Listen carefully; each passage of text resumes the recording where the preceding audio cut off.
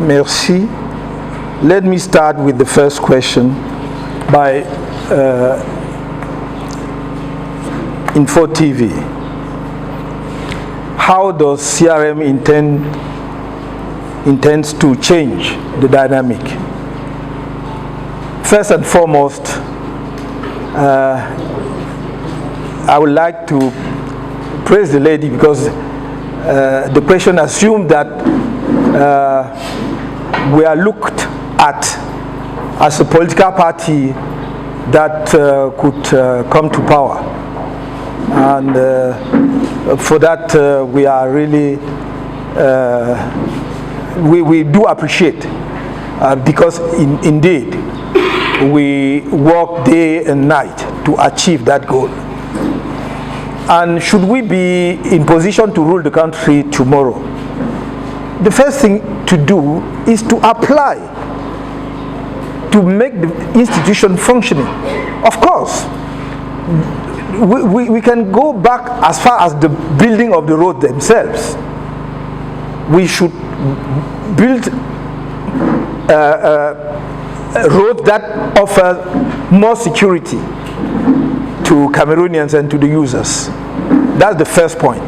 When you build a road throughout a cliff, you don't build it the same way as at a different place. So this is the first point. And secondly, you have probably noticed that I've launched an appeal to some of the members of the government specifically. With all due respect, we do think that if the government itself has created a directorate in charge of the protection of civilians, it means that we can anticipate this type of situation. And even if we cannot, when that occurred, we should act as people who are prepared to solve the problem when it appears. What do I mean by that? I have said it both in French and English that the first thing to do was to make sure that they stop the traffic from Douala or Bafang going to that cliff, and from Chang going to that cliff, and thirdly from Sanchu going to the cliff. Because after the first landslide, it was a kind of warning at 11 o'clock a.m. It means that after that first landslide, they should have cut off the traffic on that road. We would have spared the lives of those who are now, under the ground. So that's the first point. Make the institution play their own role. Civil protection. Why should we be seeing Cameroonian there with just the hose and so on, trying, to unveil people who are under the ground? Where is the civil protection as such? People who are there now are exposing their own lives because there could be a new landslide there. So that's the first point. The second is that all the provision, meaning in the budget, dedicated to this type of situation should be used properly to face the situation, and that has not occurred. Not only for the Nchang Cliff, but also, as you have seen, you have witnessed it with landslide here in Yaoundé, Mombankolo. I was looking at finding the name, and to some extent even with the floods in the far north. And look at the traffic accidents. So let us take our responsibilities seriously. When you are appointed minister, when you are appointed as the head of a directorate, you should act as somebody responsible. And we suffer severely in our country for the lack of accountability, because every time people will pass, they will pass up they will die in traffic accidents or landslide or any other event. Look at, for instance, the accident in Ezeka in 2016. Okay, people will cry for some few days, and now afterwards, we never say who is responsible of what happened. Who is accountable of what happened? And that's why it goes on repeating and repeating and repeating again, because there is no accountability. So, to sum up what I have said, we'll make the institution functioning. We will have an early warning.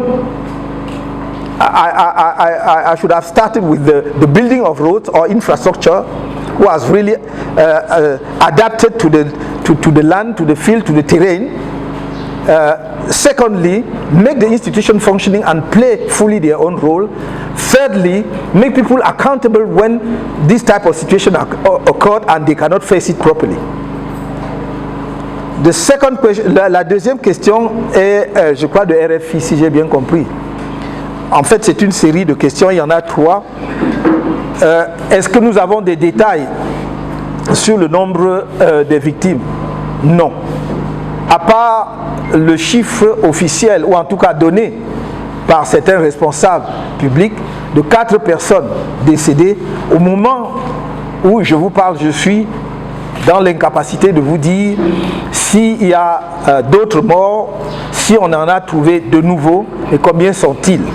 Mais, fort des informations que nous avons pu recevoir de ceux qui ont approché la zone, mais aussi à la lumière de ce que nous avons vu, des vidéos qui ont pu être tournées, alors même que l'événement se produisait encore, ou bien peu après les événements, il apparaît très clairement qu'il y a des véhicules transportant des passagers ou des véhicules utilitaires ont été engloutis dans ce glissement de terrain et n'ont pas été dégagés. Cela va sans dire donc que le chiffre actuel ne peut être que provisoire et que nous devons nous attendre très certainement à d'autres victimes, à ce que l'on nous annonce d'autres morts. Sait-on ce que les populations attendent? Nous ne pouvons pas dire qu'on aurait dû empêcher les populations qui ne sont pas les experts de la protection civile d'aller sur les lieux et envoyer nos propres militants sur les lieux. Donc nous n'avons pas, le MRC n'a pas envoyé des militants sur les lieux. Peut-être que certains de nos militants ont pris sur eux d'aller sur les lieux, mais nous ne les avons pas identifiés. Par conséquent, je ne peux pas vous dire qu'on a interrogé les populations, mais ce que nous pouvons dire, quand une telle situation se produit, quand une telle catastrophe arrive, naturellement les populations attendent des secours. C'est leur première attente. Elles veulent être secourues, c'est-à-dire que nous sommes en plus en Afrique, notre culture, notre civilisation multimillénaire attache beaucoup de prix au corps des personnes décédées, des personnes qui nous sont chères, qui ont perdu leur vie. Donc les personnes qui ont perdu, les familles qui ont perdu des proches, très certainement aimeraient pouvoir retrouver leur corps. Les personnes survivantes aimeraient une prise en charge. Et cette prise en charge dans notre pays doit commencer à être un peu plus étendue que la seule assistance matérielle et financière urgente qu'on apporte. Les populations qui sont victimes ou dont des membres de la famille sont victimes, les survivants souffrent de traumatismes multiples qui généralement ne sont pas pris en charge. Je crois qu'il faut aussi que dans notre pays, nous commencions à songer vraiment à des prises en charge psychologiques. Imaginez quelqu'un qui a été enseveli et que par miracle, on l'exhume, c'est-à-dire qu'on le sorte de terre. Vous pensez que psychologiquement, il peut vivre normalement? C'est quelque chose qui ne s'exprime pas toujours, mais qui se manifeste de diverses manières. Donc je pense, premièrement, que les populations ont besoin de secours d'urgence, que les équipes du ministère de l'administration territoriale, ou en tout cas tous ceux qui sont équipés pour apporter secours dans une telle situation, justement aillent sur les lieux pour déterrer ceux qui ont été ensevelis. Et je crains que les chiffres soient infiniment plus élevés que ce qu'on nous a annoncé pour l'instant, puisque si, comme il a été dit, il y a des cars de transport de passagers des cars de transport de passagers qui ont été engloutis. C'est en dizaines, donc il faudra peut-être compter les morts. Mais pour l'instant, moi, je ne peux avancer aucun chiffre en dehors de celui qu'on a annoncé officiellement, c'est-à-dire les 4 morts. Deuxièmement, ces populations ont besoin d'une assistance matérielle et financière, même parfois pour enterrer leurs morts. Et troisièmement, j'y ajoute, parce que ça n'est pas le cas, ni pour la catastrophe de la falaise de Tchang, ni pour aucune autre catastrophe dans notre pays, il faudrait que le gouvernement mette en place une prise en charge psychologique de tous ceux qui sont confrontés à de telles catastrophes. Même parfois des accidents de circulation. Prenons l'accident de Kombé, de la route Yaoundé-Sambelima. Il n'y a pas eu moins de 12 morts. Mais si on était dans ce cas-là, avec des voisins qui sont morts, parfois dépiécés, et qu'on s'en sort, vous croyez que psychologiquement on n'est pas ébranlé, qu'on n'a pas besoin d'un suivi, ne serait-ce que pendant un moment? Donc nous devons mettre en place un dispositif dans notre pays, des dispositifs d'ailleurs dans notre pays, au niveau des différentes régions, voire au niveau des départements, en tout cas des formations hospitalières, pour qu'il y ait une prise, qui serve à des prises en charge psychologiques de ceux qui sont confrontés à de tels traumatismes. Troisième question, êtes-vous surpris par le manque de réactivité des dirigeants? Oui, on est toujours surpris. Même quand on est habitué à leur inaction, on est toujours surpris quand même par ce manque de compassion, cette insensibilité face à la tragédie humaine. Qu'est-ce que c'est que gouverner un pays? On ne demande pas aux gens de faire des miracles, mais de montrer au moins leur compassion, de montrer leur amour vers ce pays, vers ce peuple que l'on invoque à tout bout de champ. Ce n'est pas trop demandé. Que l'on dise que le chef de l'État ne peut même pas aller sur les lieux, je peux comprendre.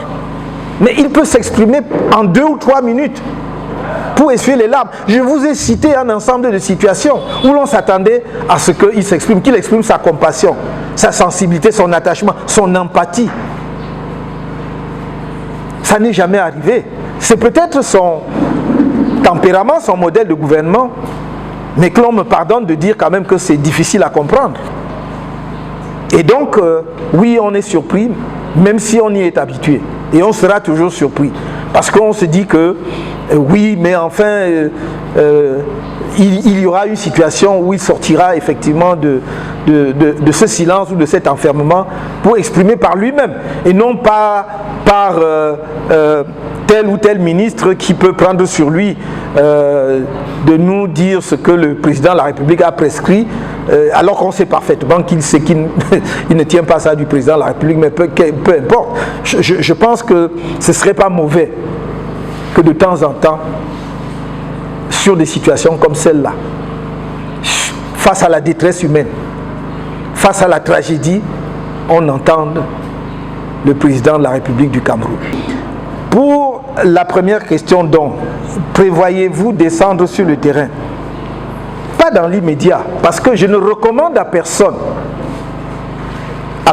d'autre que les professionnels de la protection civile d'aller sur le terrain à l'heure actuelle, parce que c'est encore dangereux.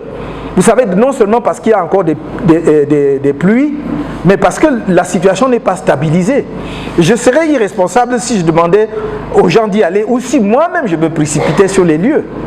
Parce que je serais à ce moment-là tout à fait en contradiction avec ce que je viens de vous dire. Donc, nous ne pouvons pas envisager d'aller sur les lieux dans l'immédiat.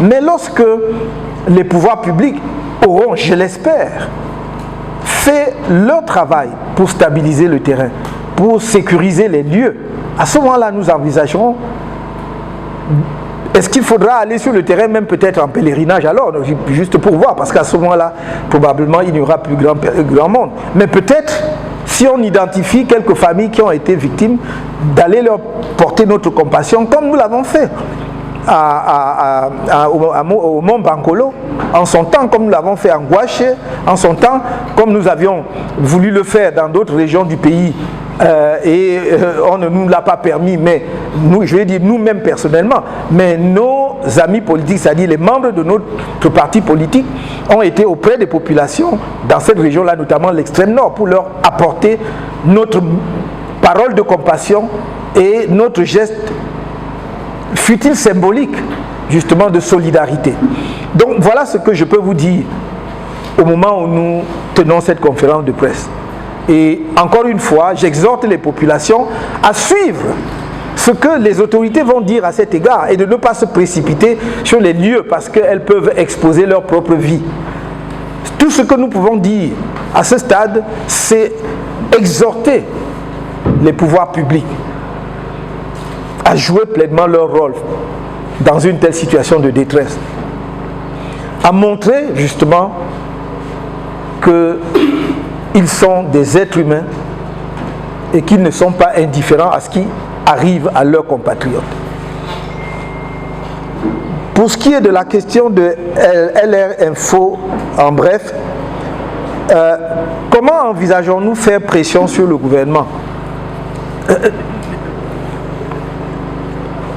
Est-ce qu'il faut faire pression sur le gouvernement? Cette conférence de presse a deux objectifs. Le premier, c'est précisément d'alerter le gouvernement lui-même sur son rôle. D'alerter le gouvernement, j'allais dire, sur les attentes des Camerounais, pas seulement des Camerounais qui sont victimes sur les lieux, mais de tout Camerounais partout ailleurs qui veut sentir que dans son pays, ceux qui gouvernent le pays sont attentifs à ce qui leur arrive, au drame auquel ils peuvent faire face. Donc ça, c'est cela. Le deuxième message, c'est en direction des populations. C'est de leur dire, vous n'êtes pas seuls. Vous n'êtes pas seuls. Nous ne pouvons peut-être pas beaucoup.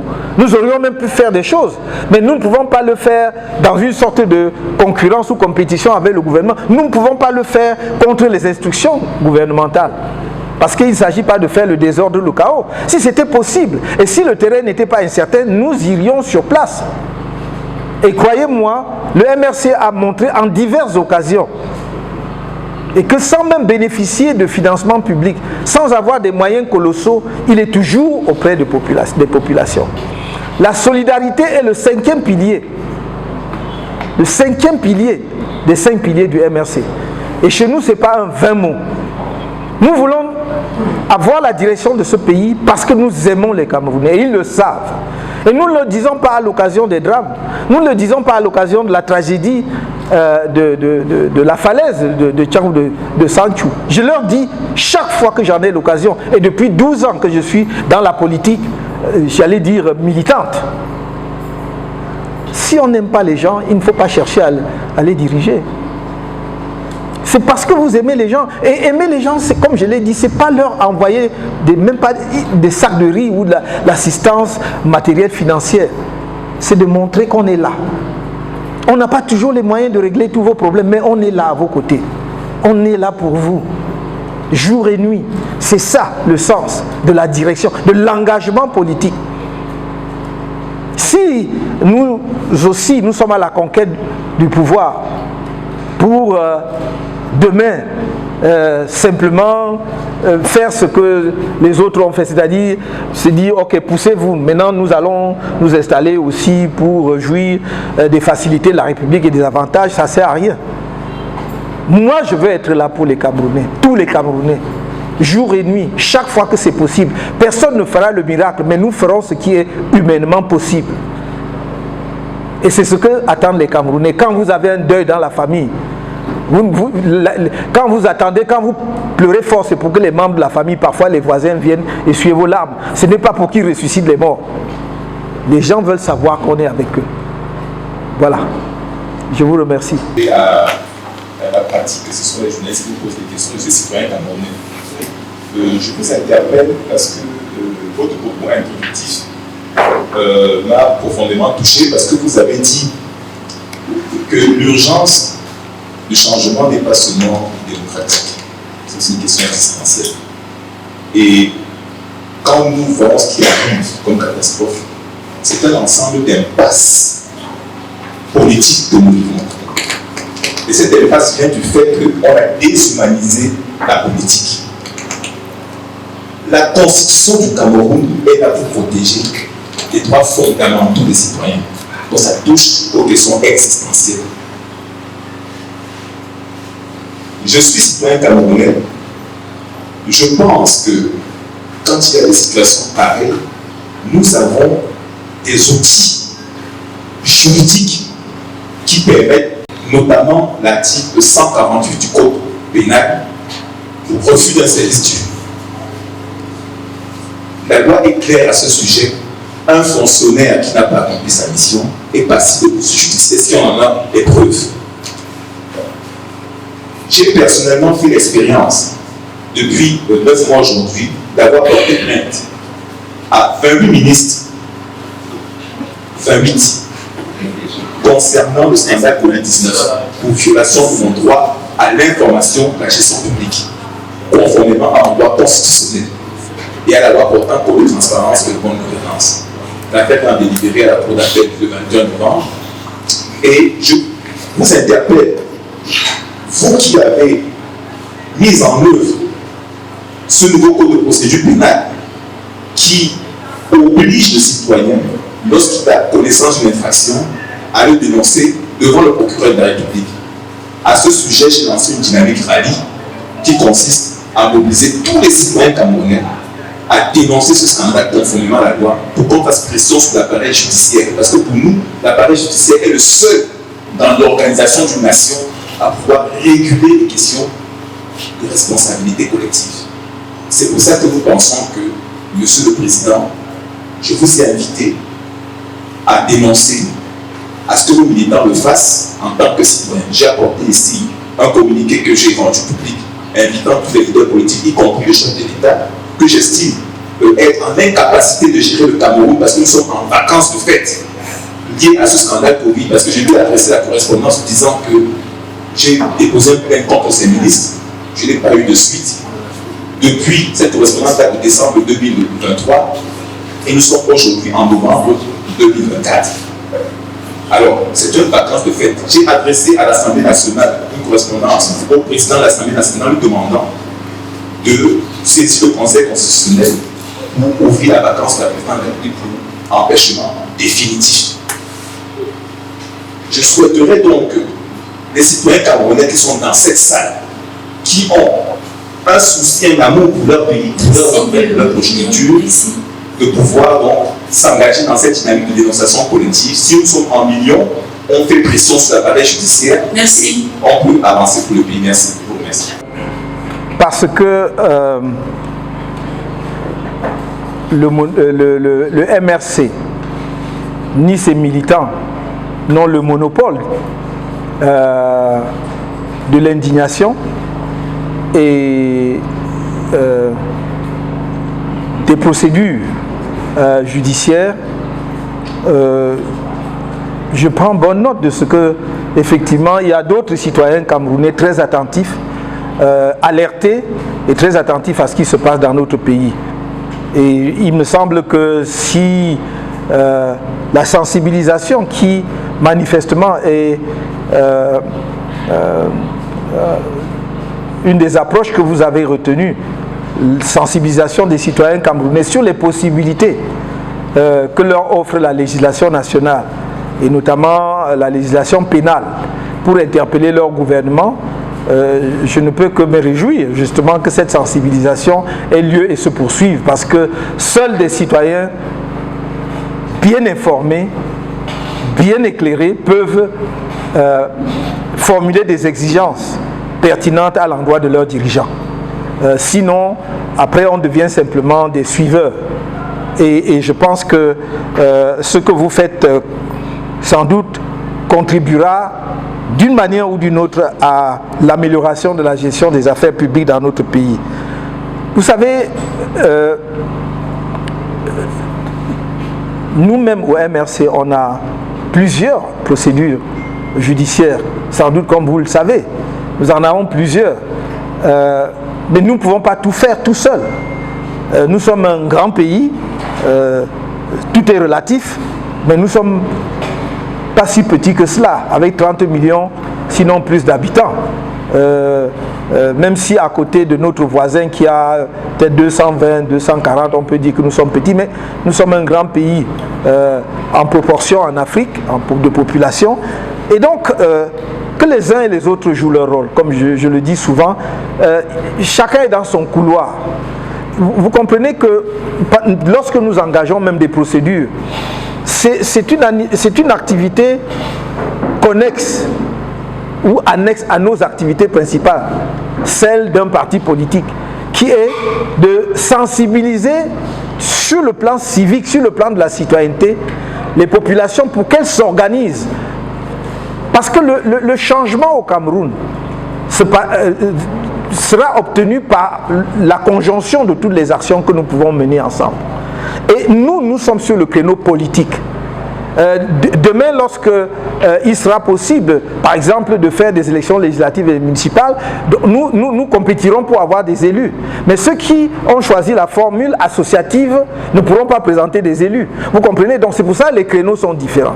Mais même étant dans notre créneau, lorsque c'est nécessaire, nous portons plainte. Il ne vous a pas échappé que nous avons été le premier dans ce pays à saisir le président de l'Assemblée nationale. Parce que vous ne pouvez pas saisir directement le Conseil constitutionnel. Il y a que le président de l'Assemblée nationale où il faut un quart de députés, un tiers de députés à l'Assemblée nationale, ce qui est beaucoup plus difficile à obtenir que de dire Monsieur le Président de l'Assemblée nationale, parce que de toute façon les députés en question, même s'ils veulent saisir le Conseil constitutionnel, ils devront passer par le bureau de l'Assemblée nationale.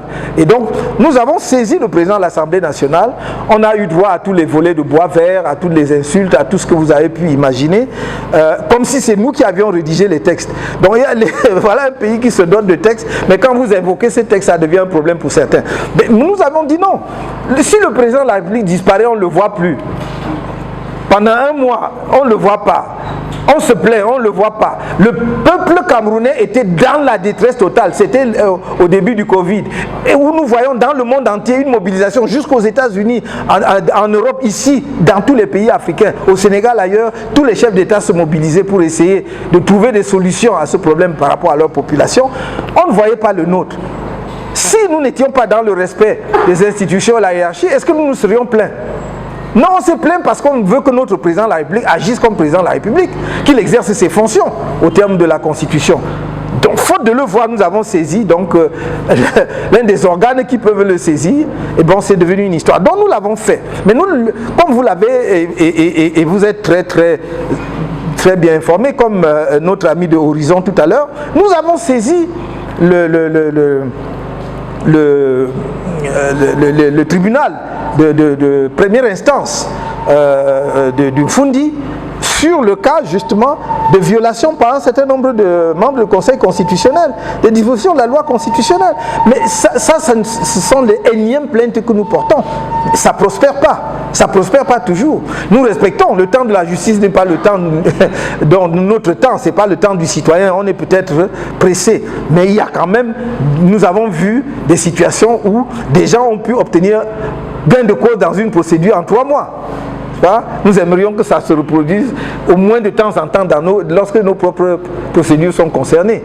Voilà. Donc nous faisons ces procédures-là. Maintenant, s'il y a d'autres procédures, les citoyens camerounais, peut-être en les sensibilisant comme vous le faites, notamment avec l'article 148 du Code pénal, mais il y a plein d'autres dispositions du Code pénal. Mais que les Camerounais comprendront, enfin un jour, que effectivement, si on dit qu'on est un État de droit, il y a suffisamment de dispositions dans la législation nationale qui permettent de contraindre les hauts fonctionnaires de l'État à exécuter les missions qui leur sont confiées. Mais croyez-moi, l'État de droit reste quand même un idéal au Cameroun. C'est-à-dire un idéal vers lequel on tend. On le cherche encore, on en est encore loin. Parce que malheureusement, la justice, qui est le cœur de l'état de droit, parce que la justice, en fait, c'est l'instance qui arbitre entre les prétentions des citoyens et des institutions, y compris de l'État même. Parce que dans l'état de droit, l'État lui-même est un sujet de droit. Et donc, il doit respecter la loi. C'est même lui qui doit donner l'exemple. Donc, il peut être poursuivi. Au Cameroun, on n'a pas encore intégré ça, mon cher compatriote. Et donc, c'est à cela qu'il faut amener les Camerounais. Donc, lorsque la justice elle-même jouera pleinement son rôle, croyez-moi, les choses iront nettement mieux dans ce pays. Vous savez, la démocratie, et je le dis avec beaucoup de plaisir devant la presse, la démocratie ne fonctionne pleinement que lorsque la presse joue pleinement son rôle. Parce que la presse, les médias, ce sont les donneurs d'alerte. On dit maintenant qu'il y a comment sur les réseaux sociaux, machin, ceux qui disent qu'ils sont voilà, les lanceurs d'alerte, merci. Non, ça c'est les lanceurs souvent de toutes sortes de nouvelles, certaines de fake news, certaines de mensonges. Mais traditionnellement, la presse, les médias sont considérés comme le quatrième pouvoir. Pourquoi? Parce qu'à côté de l'exécutif, du législatif et du judiciaire, il y a le pouvoir de la presse. Et on a vu dans les pays où l'état de droit fonctionne effectivement que la presse a dans diverses circonstances permis que la donne change. Je ne vais pas ici prolonger cet échange. Tout le monde sait que les démocrates, non, c'était les républicains avec Nixon. C'était le scandale de Watergate. C'est la presse qui a révélé le scandale. Et ça a fait tomber un gouvernement, n'est-ce pas? Et il y a plein de cas comme ça dans d'autres pays. Donc, les médias, vous ne devez pas être simplement des suiveurs. Vous avez vraiment votre propre partition. Parce qu'on a l'impression que quand vous venez même vers nous, qui sommes engagés dans les partis politiques, vous dites, oh, vous faites quoi? Oh, machin. Mais moi aussi, je peux vous demander, vous, la presse là, vous faites quoi? Parce qu'il y a aussi, nous avons aussi des attentes vis-à-vis de vous, que vous jouiez pleinement votre partition. Le Cameroun ne va pas changer si vous ne jouez pas votre partition. Si vous connaissez la vérité et vous dites le mensonge, parce que ça vous accommode, parce que quelqu'un vous a mis un peu à l'aise. Oui, si vous ne le faites pas, ne vous attendez pas à ce qu'il y ait des miracles. Vous passez votre temps à insulter les femmes, je le dis, j'utilise le mot insulter parce que c'est le cas. Les hommes et les femmes politiques, oh ils font même quoi, oh machin. Mais est-ce qu'à partir du moment où vous êtes derrière votre caméra ou bien dans une salle de presse, ça change votre qualité de citoyen? Pour que subitement, ça ne devienne seulement l'affaire des autres? Non. Si je termine par là. Ce qui me frappe souvent par rapport à certains hommes et femmes de médias, c'est qu'ils vont jusqu'à vous demander, bon, ok, vous-même vous avez fait quoi, on a vu. Mais est-ce que je dirige alors? Donc vous voulez me mettre en concurrence avec quelqu'un qui dirige ça, donc qui a tous les leviers du pouvoir. Donc qui peut nommer les gens, qui a le budget de l'État, qui a tout. Et vous me demandez, tu as fait quoi, on a vu. J'ai fait ce qu'on peut faire lorsqu'on est dans ma position, on a vu.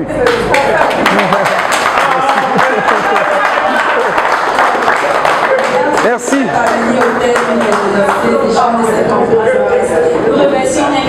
Merci beaucoup.